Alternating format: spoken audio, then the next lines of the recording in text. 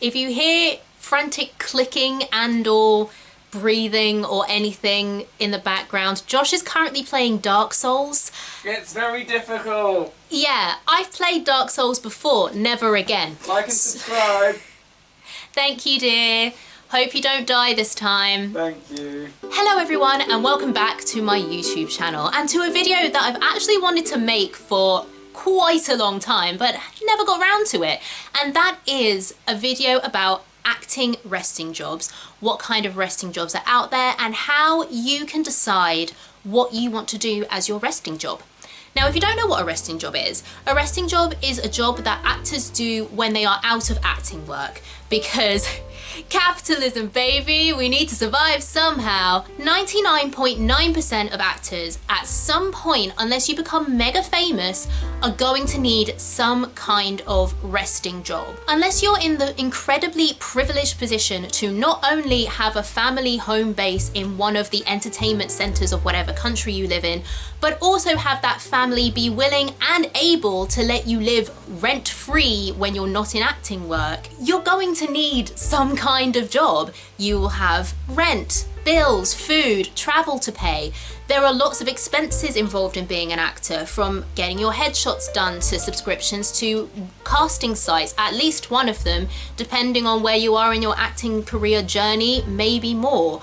Classes and workshops. And even if you're one of these lucky people who, you know, your parents have bought you a flat in the centre of London because they're gajillionaires and they're like, don't worry, we'll pay all of your expenses, fine.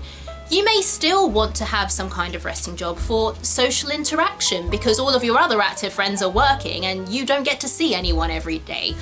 Or because you want to save. Maybe you want to buy your own house or buy other things that you need to save money for. Maybe you just want financial independence, like your parents are letting you live rent-free, but if you want to go on holiday to Ibiza every 6 months, you've got to pay for that yourself. Or you just want a sense of routine. Having to get up and go to work every day gives you a sense of routine and purpose that can be hard to find when you're like, well, I've got all day to do whatever I want, so I'm just gonna sit and do nothing and binge Netflix, or in my case, play Animal Crossing. So yeah, there are lots of good reasons why you might want to have another job as well as being an actor. There are as many resting jobs as there are jobs that a person can do. This video is not going to be an exhaustive list of all of the things you should do. This is just going to give you an idea of the types of jobs that are out there. But if you know that there is a type of non-acting work that you want to do and make work for you when you're not in acting work, I'm sure you can find a way to make it happen. But on a broad scope, the types of resting job that an actor can do fall into two broad categories. The first one is freelance work. You're not employed by anyone, you're just doing your thing. Or there's employed work. You're working for someone else, you have whatever responsibilities are in your contract, nothing more, nothing less. There are some types of work and contracts in both of those categories that are kind of a grey area and have some pros and cons from the other one. We'll get into that as we go through this video. But without further ado, and based on my personal experience, here is a breakdown of some of the types of resting work, both self-employed and employed, that you can do in between acting work and how you can choose what might be best for you. I guess there is a further ado because show of the week. Show of the week this week is 9 to 5. I don't know if that's been my show of the week before, but there'll be a link to the cast recording in the description for you to check out. It's about working 9 to 5. What a way to make a living. So it's kind of appropriate. Right, let's get into the video proper. First off, let's start with freelance self-employed work. And this breaks down into two categories as well. First off is what most people think of when they think of freelance or self-employed individuals, and that is having your own freelance business, either as a sole trader, which means you're just a person offering a service or selling some stuff. If you're an actor, you're probably registered self-employed as a sole trader, or being the owner of something like a limited company where you've set up a company under Companies House. For me personally, one of the resting jobs that I have that falls into this category is my job as a freelance writer. But other types of work that fall into this category are things like personal training, yoga instructor, Zumba instructor, any kind of fitness instructor really. Also things like teaching and tutoring, so teaching an instrument, teaching singing, coaching for drama school auditions, or tutoring different subjects like maths, English, the sciences, things like that. This type of freelance work also includes selling things on e-commerce sites like Etsy. So if you make things or if you create art that you sell on commission, things like that, kind of anything that you can make that you can sell online.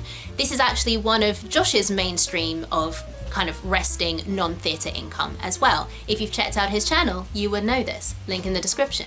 Thank you. You're welcome. The pros to this kind of work are firstly that you can make your own schedule. You own your own business, you decide your hours, you decide when you work and when you don't.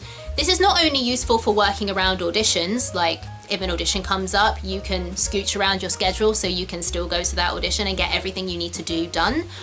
But also it means you've got flexibility when you're in acting work versus not. With things like teaching and personal training, if you know you're going to be away, you can just tell your clients, I'm not going to be available for X number of months, but I can recommend this person for you to see whilst I'm away. Or in the case of some types of teaching, maybe you can offer something kind of like online tutoring or things like that. And with e-commerce, depending on the type of e-commerce you're doing, you can either have your shop closed for a couple of months. I know that's something you can do on Etsy, is you can just be like, I'm not making new things at the moment. You can take things out of stock. You can not accept commissions. All this to say, you have more flexibility of managing your schedule as you go in and out of acting works and to and from acting jobs. The second pro is that you can control your pay, either directly or indirectly. You choose how much you're going to sell things you make for. You choose how much someone has to pay you per hour for a personal training session. I choose where I want to pitch articles. If an article isn't going to pay me a good rate per word or per project, I can just not pitch to that publication. You have a lot of control over the type of work you take if you're providing a service, or what you charge for the service or goods you're providing. And the third big pro for this is that you can spend your time when you're not in acting work doing something that you actually care about. This can be a double-edged sword, we'll get into that in a second, but if you're at a stage in life, or if you're just the kind of person who doesn't want to waste their time on shit they don't care about, starting your own freelance business that you're just as passionate about as acting could be a great way to make sure that whatever money you're earning to survive and exist is coming from places that give you a net positive in your life, rather than a net negative aside from the money.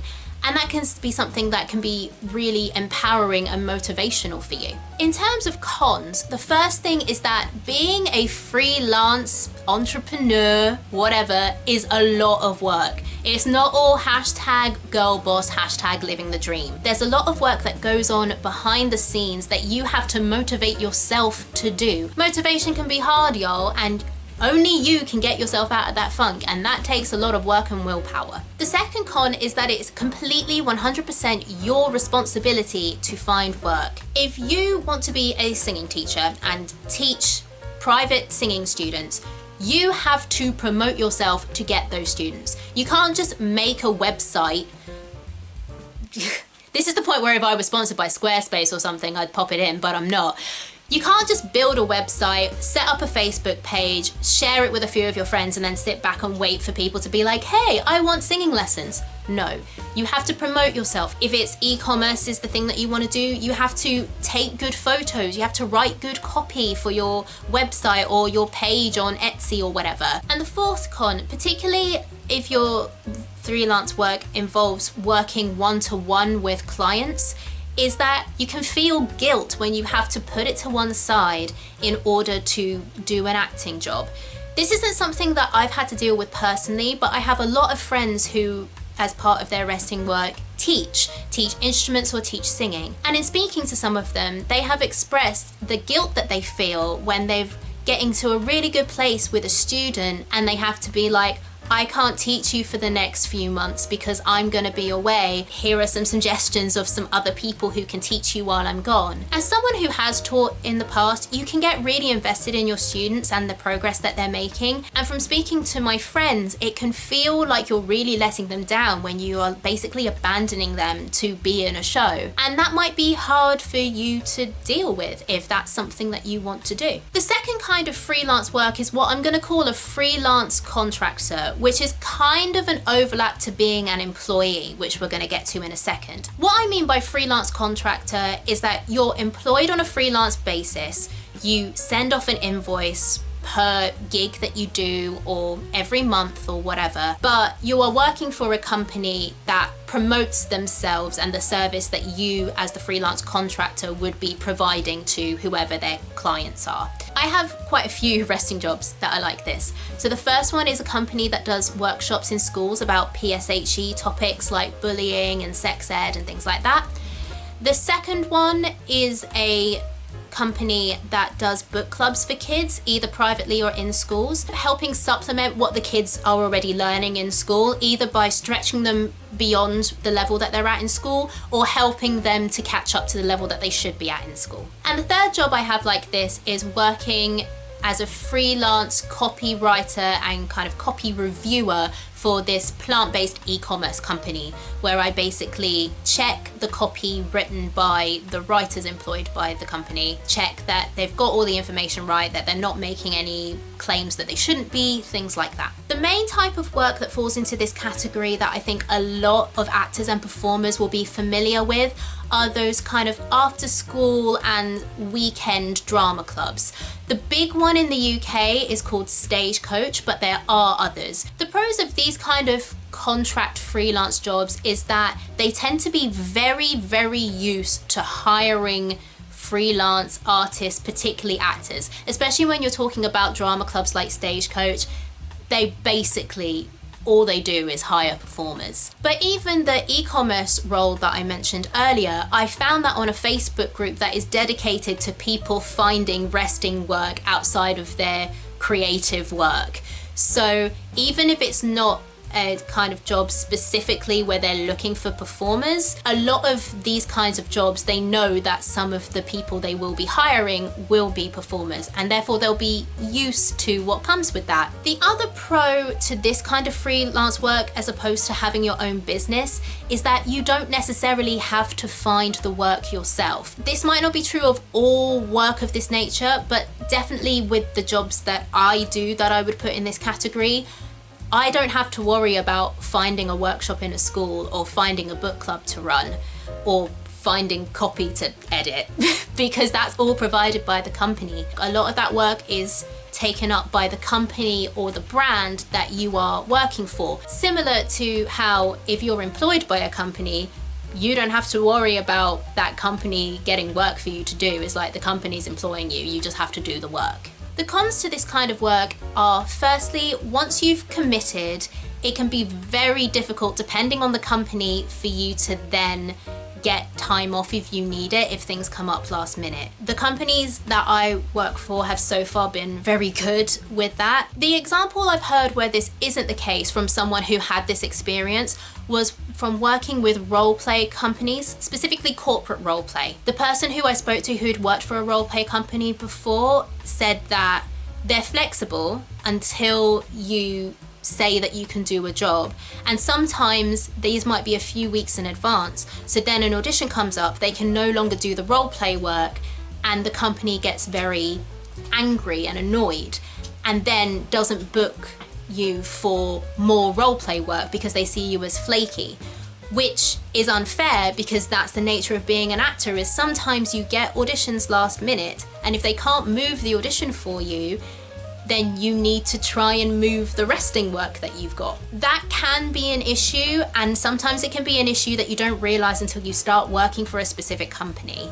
So that's just something to keep in mind. Another con is that sometimes these companies don't properly compensate you for the true amount of work that you have to do. This isn't true of all companies, but a lot of companies tend to have kind of a set rate, whether that's an hourly rate that they pay you or a rate per gig or whatever. Sometimes those companies don't take into account the prep that you have to do. So you might join a company that pays you £30 for an hour-long workshop or whatever, and you're like, great, £30 an hour, but actually to prepare for that workshop takes 2 hours, and then your hourly rate is actually £10 an hour. And you might be fine with that hourly rate. It still might be better than what you'd earn doing another job, and that's fine. But it is something important to keep in mind. Another thing that kind of comes under this is travel. If you're having to travel an hour somewhere and an hour back, but again, you're only being paid £30 for the hour that you're actually doing in a workshop, that travel time you can't be doing much else. So again, your hourly rate really is only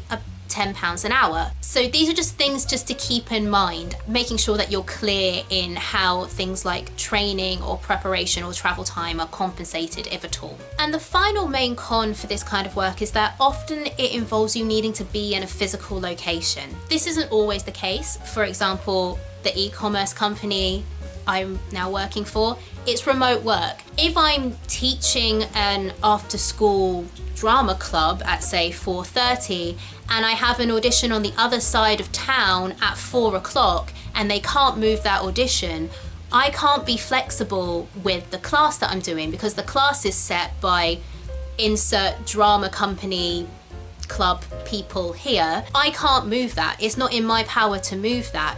And then I'm in the situation similar to being an employee of I need to find cover or I need to call in sick or things like that, which no one wants to do. We're trying to avoid you guys getting resting jobs where you need to call in sick. So yeah, that's another thing to be aware of. You have far less control being a freelance contractor once you've committed to a gig or a term of classes or whatever than you do if you're running your own business and you can make your own schedule. So that's freelance work. Let's get on to being an employee. What fun.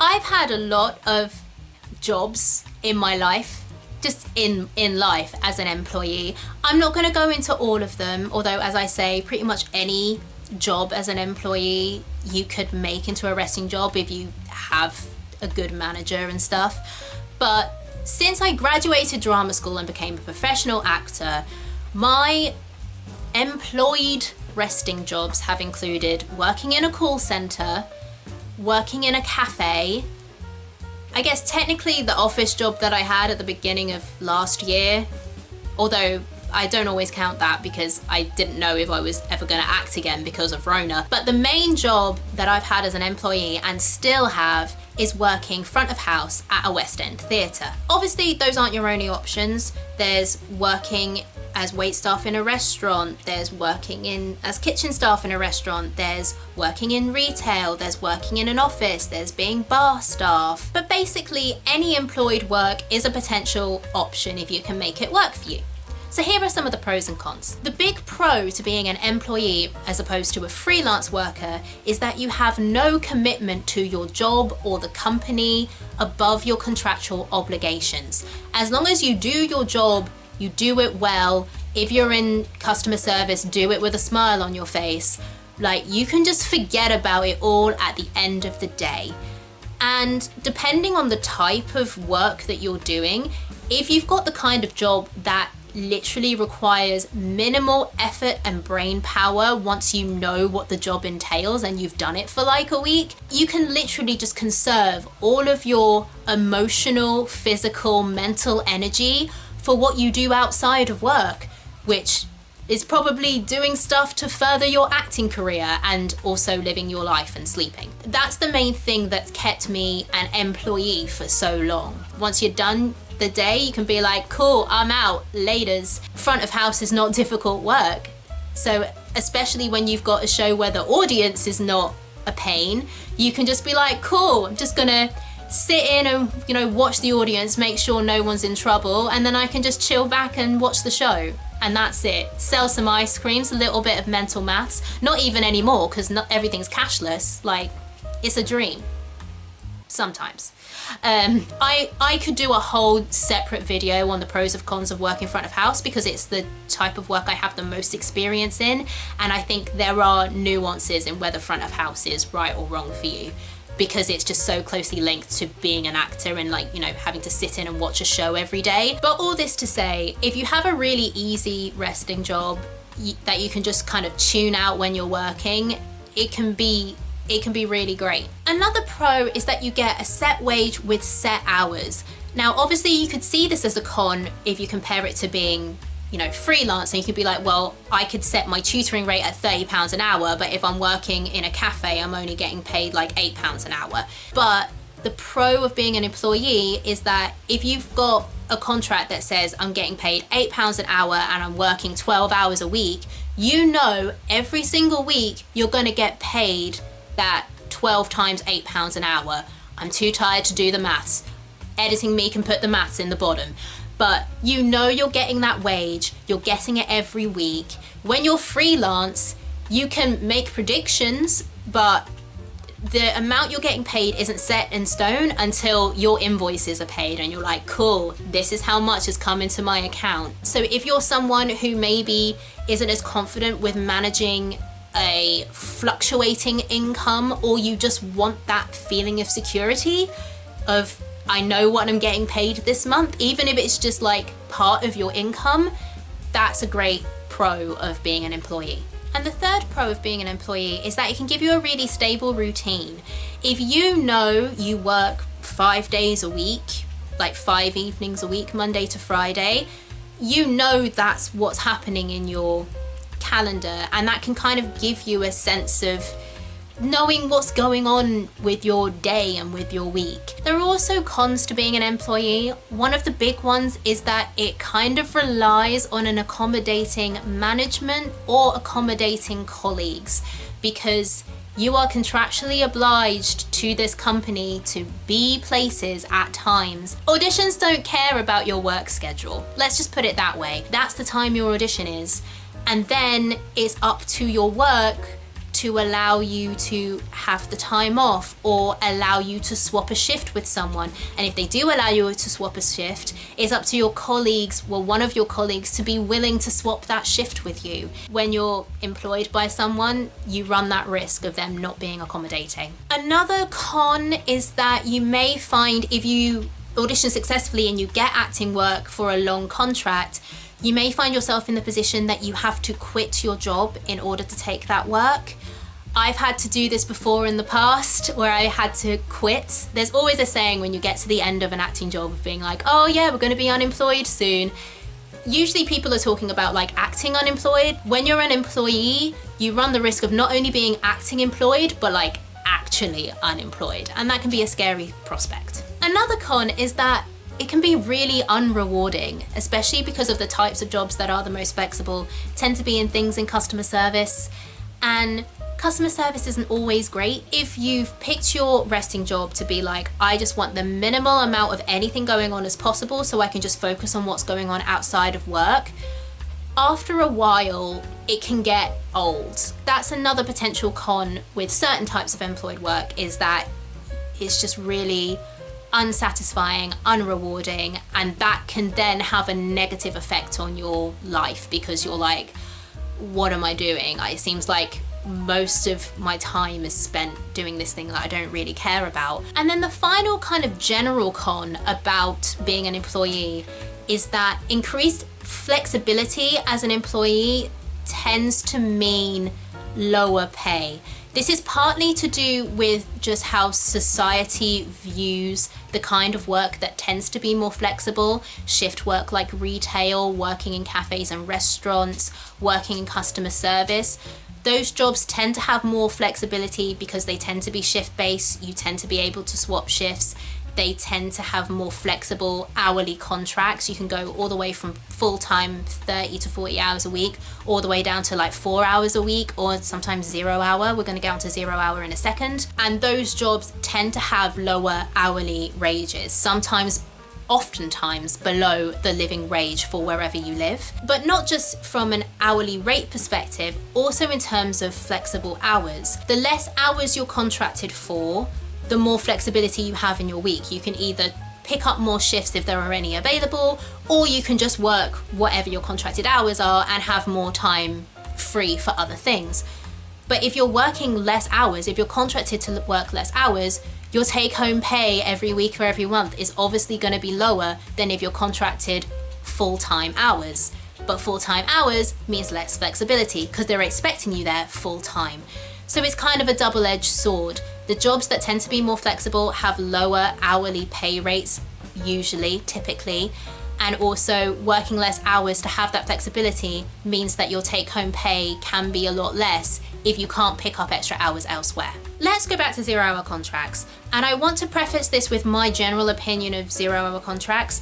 I don't think 0-hour contracts should be something that are offered by the employer. I think 0-hour contracts are something that the potential employee can opt into. So if I was to apply for a job and they were like, okay, minimum contract is 4 hours a week, let's say, I as the potential employee, I think should be able to go to them and be like, hey, I actually need flexibility because I'm an actor, so can I be on a 0-hour contract? I don't think the 0-hour contract should be offered. However, 0-hour contracts are a thing and they can be a useful thing for actors.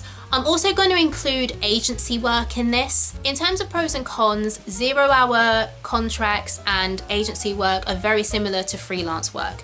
The main pro being that you have flexibility over your hours.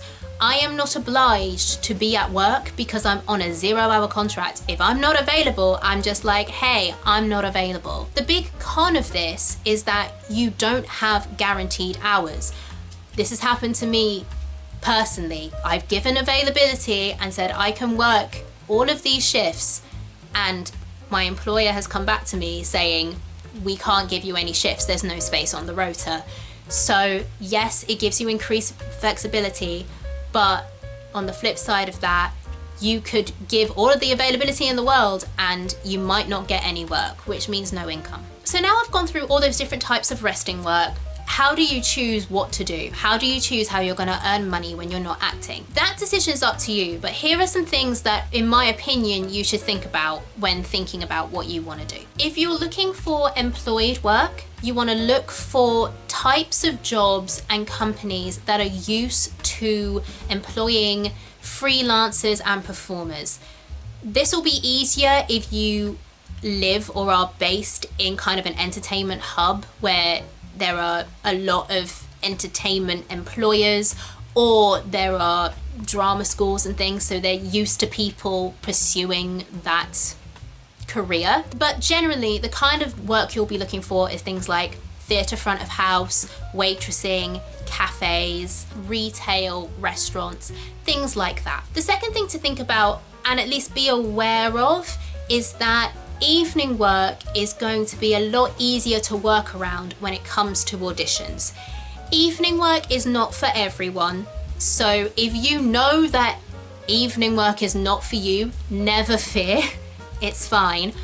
But if you are someone who's kind of not fussed, or you are a little bit of a night owl, or all of the work you've done thus far has tended to be more evening, so you're kind of used to that kind of work pattern, it's definitely something to consider, just because then you don't have the stress of needing to get time off or cover your shifts. If you're the kind of person who wants a 9-to-5 for whatever reason, like working in the day works best for you and your lifestyle, I would say look for jobs where you have an accommodating management, typically a smaller company or a smaller office, a smaller workforce is going to be able to be more accommodating than a huge office company like in the middle of Canary Wharf or something, because a smaller company will be able to be more flexible.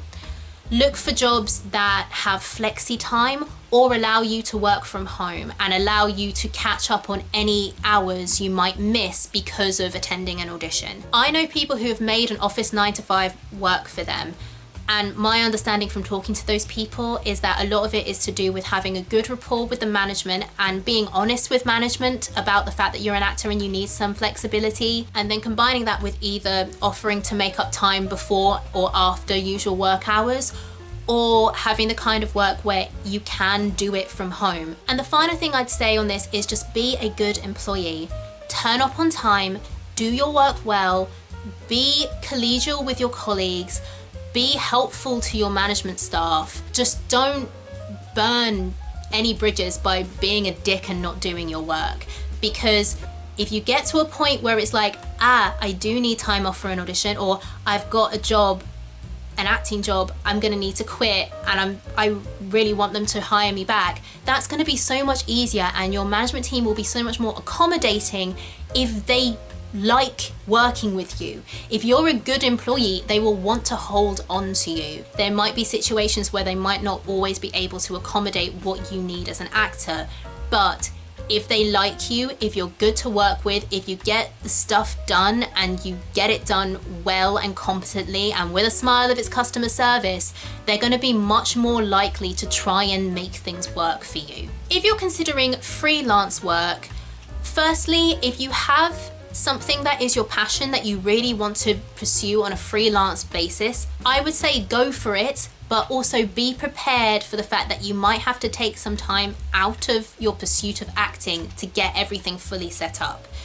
That could include saying no to auditions for a couple of weeks or months, or even saying no to jobs as you establish your freelance business. This doesn't mean it has to be an all or nothing. Depending on the kind of freelance work that you're wanting to set up, it could be something where you can ease more into it. If it's something where you are full on setting up a thing and need to promote yourself or get training or apply for things that need a lot of time commitment, really intense time commitment, just be aware of that and factor that in, and if needs be, have a conversation with your agent so they know what's going on. And the second thing I would say is that if you're working for a company on a contractor basis, do the maths. Don't be afraid to ask questions. Ask about if training is also paid. Ask about if there's any compensation for travel and things like that, so that you know what your true earnings are likely to be. Like I said before, this can be difficult to know until you actually start working for a company, but just go in with those questions in mind and don't be afraid to ask them. And then final general advice when it comes to resting jobs. Firstly, always be honest with yourself about how you feel about your resting work, but also be reasonable. No job, even acting, but especially with resting jobs, because for most of us, we want to be acting, we don't want to be doing the resting job. No job is perfect. All jobs are going to have pros and cons. If you're feeling unsafe at your resting job, that's like a whole different thing entirely. And obviously, if you're not feeling safe in a situation, physically, emotionally, mentally, that's a whole different situation. If you feel safe and like fine, but you're just a bit over it, whatever it is, then my advice would be that it's not a binary option. Think about what other options there are before just jumping into the quit your job. If you like your job, like the actual job is fine, but it's your co-workers or your manager that's the problem, can you transfer to another place? If you're working at a chain, for example, is there another position within your place of work that you can transfer to? For example, if you work at a theatre and you don't like front of house, could you transfer to box office, or could you transfer to stage door? There are usually more options than you realize when you're just like, I hate my job, I hate my job, I hate my job, I want to quit. And similarly with freelance work, if you haven't committed to anything, if you're like a contractor, you can, again, make yourself unavailable while you figure things out. If you're running your own business, you have complete control over that. So if you need to step away, then do, but you don't have to give up on those streams of income completely. Always look for the other options. It's never black and white. And the final general bit of advice leading on for that is don't be afraid of multiple income streams. As you've seen from previously in this video, I have had and still currently have streams of non-acting income in all of the categories. I'm an employee, I work as a freelance contractor for other companies, and I have my own freelance work. So don't feel like you have to find an employed job or you have to start your own freelance business.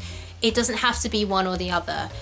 Obviously, you know you, and if you're the kind of person who's like, no, I just literally want to focus on one resting job and acting, that's all I can focus on, then fair enough. You need to do what's best for you and what's going to work best for you and pursuing your dreams and your goals and your ambitions. If you're someone who is like, I kind of want some of the stability of being an employee, but also the flexibility of not being bound to a certain number of hours a week, but I also, you know, really want to start my new, I don't know, embroidery business on Etsy, but I also want to work for this drama club on Saturdays, then do that.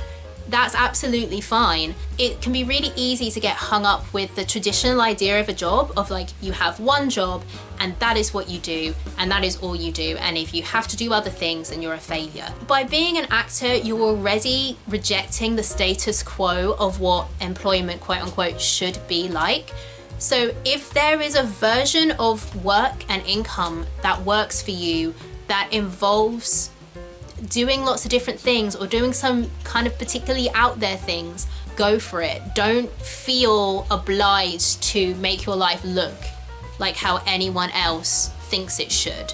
Do what works best for you and what's going to help you live your best life and reach your life goals in the best way. So that is my advice on how to decide what resting job you're going to do. Some of the pros and cons, all of that stuff. If you enjoyed this video, please consider liking and subscribing. Would love to have you on the channel. Come on down. We have a great time working for the man and surviving this capitalist hellscape.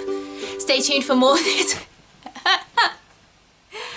Oh gosh, yeah, capitalism baby, woo! Stay tuned for more theatre content from a UK perspective, and I will see you all in my next video. Bye friends!